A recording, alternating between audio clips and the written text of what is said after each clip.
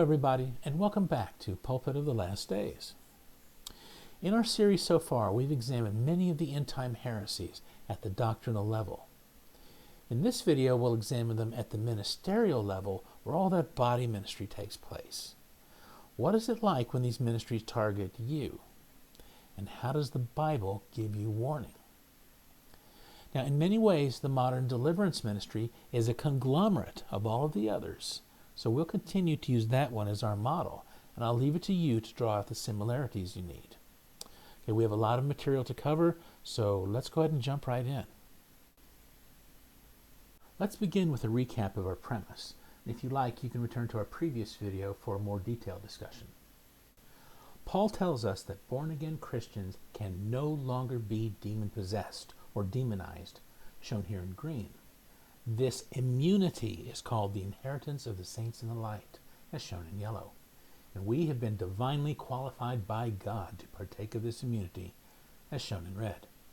But according to the modern deliverance ministry, born-again Christians can still have demons, as in more than one, usually a whole bunch of them. In fact, the whole ministry depends on this approach. Well, that's not good Pentecostal doctrine, said one of their best-known preachers, but it happens to be true. And there you have it, out of their own mouth. They know this ministry is unscriptural, but there's something that they esteem more highly than they do the scriptures. And what could that be?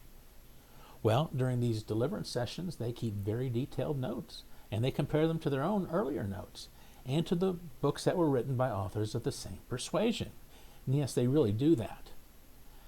How disturbing to think that they've arrived at the real truth by setting aside scriptures, going up against the prince of darkness, and learning from the experience.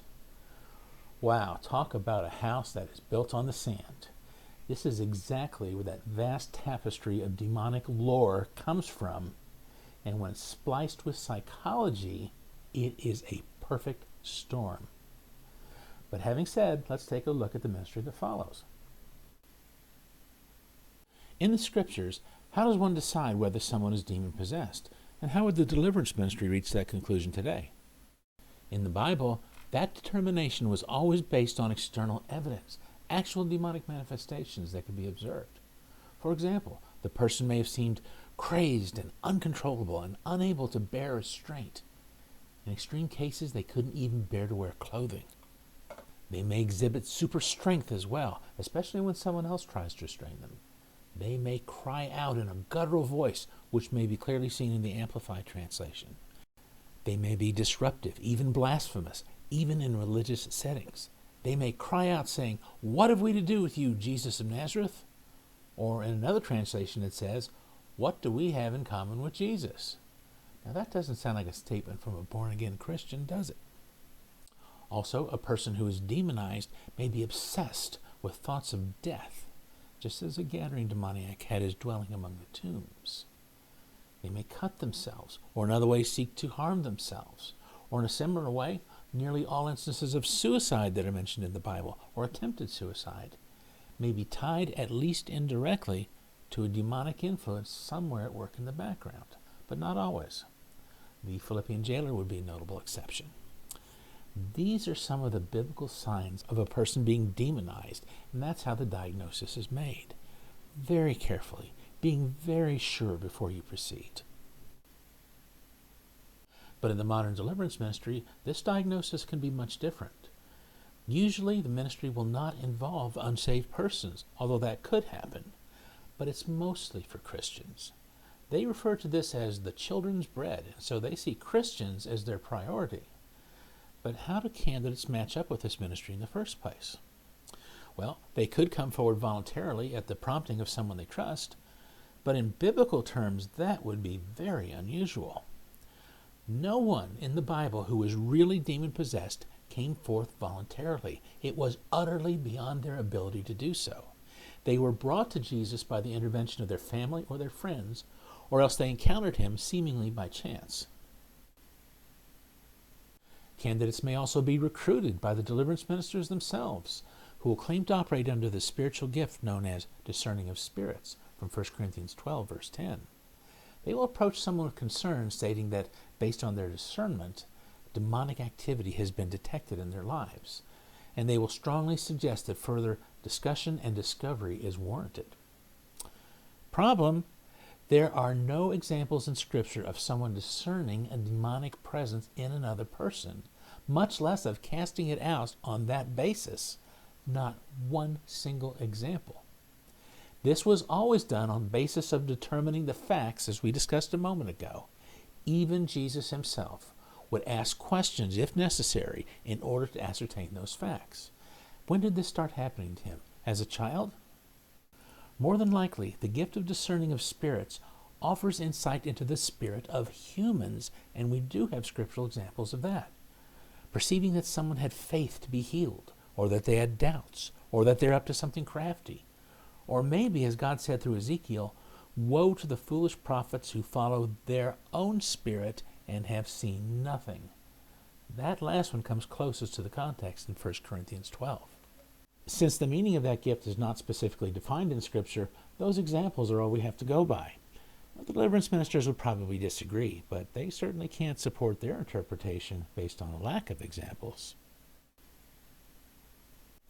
Once the call has been made that someone is demonized, the ministry's next step is to put the demons on notice. Now, this can be done over the phone.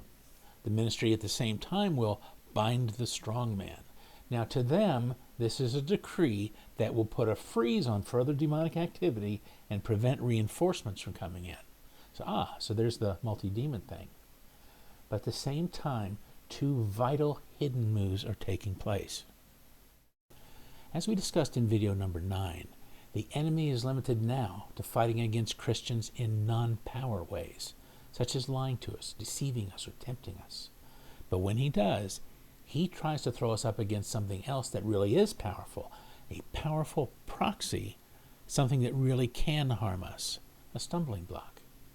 In this case, that stumbling block could actually be our own faith. If the devil tells the Christian to jump, they can tell him to go jump in a lake, because the devil has no power over us to make us do anything. But if that Christian believes he has that power, that belief is powerful. So he may very well jump because he believes he must. And suddenly the enemy has the appearance of power in his life and a stealth approach for affecting him. But even that is not the worst of it. By accepting the conclusion of those ministers that you are demonized, that you need their help to counteract that power, you would be playing into their hands and into the hands of the devil. Let this saying sink down into your ears. It is at this point, by accepting their premise, that you would be denying the true premise, which is the gospel of Jesus Christ, by exclusion. You would be setting in its place another gospel, a teaching that addresses some of the same gospel subject matter and offers a different solution. Now, they can't both be right. Whichever you choose will depose the other and kick it to the curb. If a person accepts the claim that they need deliverance, the minister will then form a plan of action. This is because with them there is never just one demon. The main one that they want to target is surrounded by supporting demons. You have to cast out all those first before you can get to the top one. But all those supporting demons have their own level of supporting demons. So this is going to take a long time, and that's actually part of the plan. Now, I don't mean to sound crass, but this is a good illustration. Think of this as a secular video game, one of those shoot-em-ups where your goal is to take on the level 5 monster. But you have to work your way up to that level. First you go to level 1, clear out all the lesser monsters there, and then you can advance to level 2 where they're a little tougher. Clear them out and you go up to level 3 where they're even worse, etc., until you reach the top. Again, I don't mean to sound crass, but there's a real point behind this. That whole approach we've just described, it sounds very much like worldly wisdom, doesn't it? But where is all that structure of demons? Where is that ever discussed in the Bible? Right, so where is it coming from? It's coming from that vast tapestry of lore over demonology. And all those levels of demons and supporting levels and peak levels. It's like the levels of a house that is built on the sand. Plus, there's a whole other motive behind all that, which we'll discuss in our next video.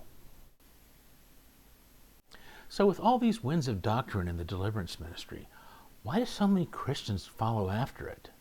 Well, at least in part, it's because of the fascination involved. They're like those quasi-Jewish groupies that we saw in 1 Corinthians. The cross has become to them like weakness and foolishness, but the deliverance ministry with its manifestations seems to offer a foothold into those signs and wonders that they crave. But what kind of manifestations are we talking about? Well, one author on the subject puts it this way. One morning I coughed and something came up that was not air. Really? He coughed up a patch of phlegm and that was supposed to be a demon coming out? Another deliverance minister was a guest speaker at church on a Sunday morning. And he told them, now tonight when you come back, bring a paper sack because we're going to have a mass deliverance session and you'll need that sack to spit into. Really? Spit in the paper sack so the demon will come out? Oh my gosh, unbelievable.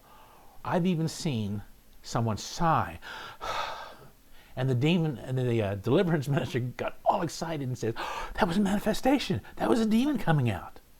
Or if someone blinks their eyes, or they cough, or they sneeze, or they belch, or they pass gas. I'm not kidding. I'm not very impressed with the miraculous nature of this ministry, but I want you to note an important distinction in the manifestations we've just named. To the extent they touch upon your person, they are opportunistically interpreted, easily coached, or even faked. That's because he who is born of God, the wicked one, does not touch him, as shown here in yellow. So the enemy cannot touch your person. The sort of pretensions we've named are the best he can do. But it's possible that truly eerie things can happen in your presence, things that really do seem miraculous. Things like objects moving across the rooms, or voices heard hissing in the air, things that do not touch on your actual person. Now, I have actually seen those, and I'm sure it could get a lot more dramatic. So how do we explain those? This is the same end-time passage that we've quoted many times. In the last days, we'll see something like Jannes and Jambres returning. Jannes and Jambres were the chief magicians in Pharaoh's court in the time of the Exodus. Moses would do a miracle, and sometimes they could do a similar miracle. In appearance, it was similar, but in terms of quality, it was actually far inferior. And Aaron cast down his rod before Pharaoh and before his servants, and it became a serpent. But Pharaoh also called the wise men and the sorcerers. So the magicians of Egypt, they also did in like manner with their enchantments. For every man cast down his rod, and they became serpents. But Aaron's rod swallowed up their rods. So here's the plain simple truth of the matter. Some miracles are a low enough threshold where even an angel or a demon can perform them also, or at least perform something similar enough to fool us with. But its quality is far inferior.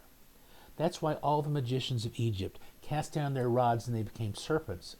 But the one rod from Aaron, the one from God, was able to swallow up all of them, because all the counterfeits in the world could not stand up to one true miracle from God in terms of quality.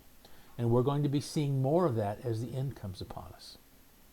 The coming of the lawless one is according to the working of Satan, with all powers, signs, and lying wonders, and with all unrighteous deception among those who perish, because they did not receive the love of the truth, that they might be saved. Now, we still have a lot more to learn about the false ministries of the end times, the deliverance ministry, the iniquities ministry, family curses, and others, but we'll return in our next video and finish that examination from the perspective of the false teachers.